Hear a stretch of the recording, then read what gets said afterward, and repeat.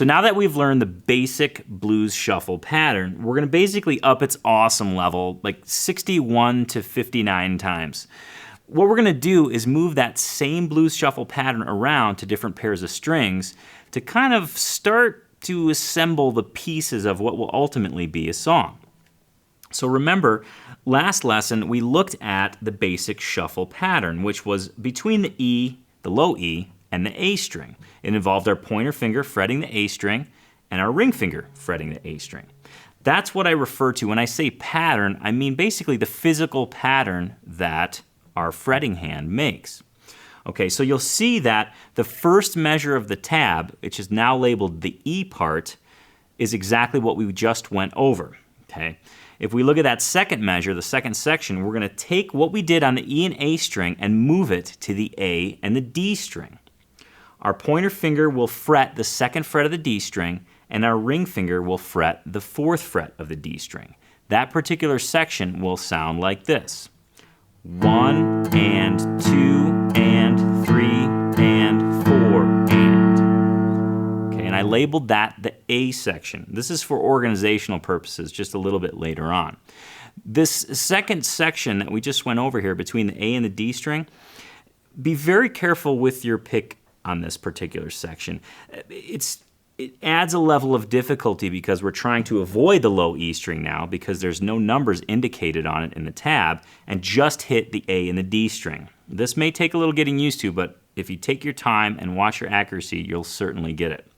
Now the last section labeled the D part moves down one pair of strings again. Now we're going to be playing the D string and the G string. We're going to be fretting the G on the second fret with our pointer finger again, and then on the fourth fret with our ring finger again. That last measure, the last section labeled D part sounds like this. 1 and 2 and 3 and 4 and. So here we're starting to assemble kind of our ingredients, if you will. If we were cooking, we're getting all the ingredients together, and we're going to follow the recipe very soon, but it's very important that we have, top-notch, high-quality ingredients. So I want you to learn these three sections, the E part, the A part, and the D part, and be comfortable moving through each of them, not breaking your tempo at all. Let me give you an example. It sounds like this.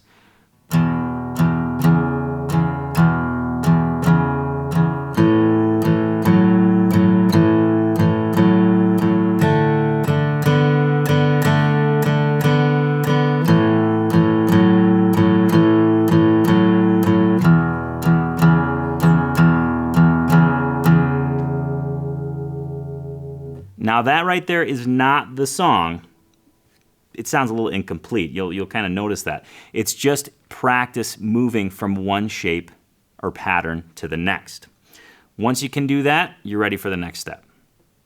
You've just watched one section of my 22-part Acoustic Guitar 101 course that takes a complete beginner from zero to playing songs. In this course, you're going to learn how to tune your guitar, read tablature, play open chords, and even play to a backing track, so that at the end, you can strum along to your favorite song, read any tablature that you encounter, as long as it's for guitar, and even play with another musician. Now this course has 22 videos, and I want to make sure that you don't miss any of them and that you do them in the right order. So I've created a 100% free downloadable PDF course guide that's going to contain descriptions for each section, links to the individual lessons, and the tabs which you're going to need for each lesson. So to get this course guide today, all you have to do is click the link in the video or the description, enter your email address, and I'll send it to you right away so that you have links to the lessons, the tabs, and a way to keep track of your progress.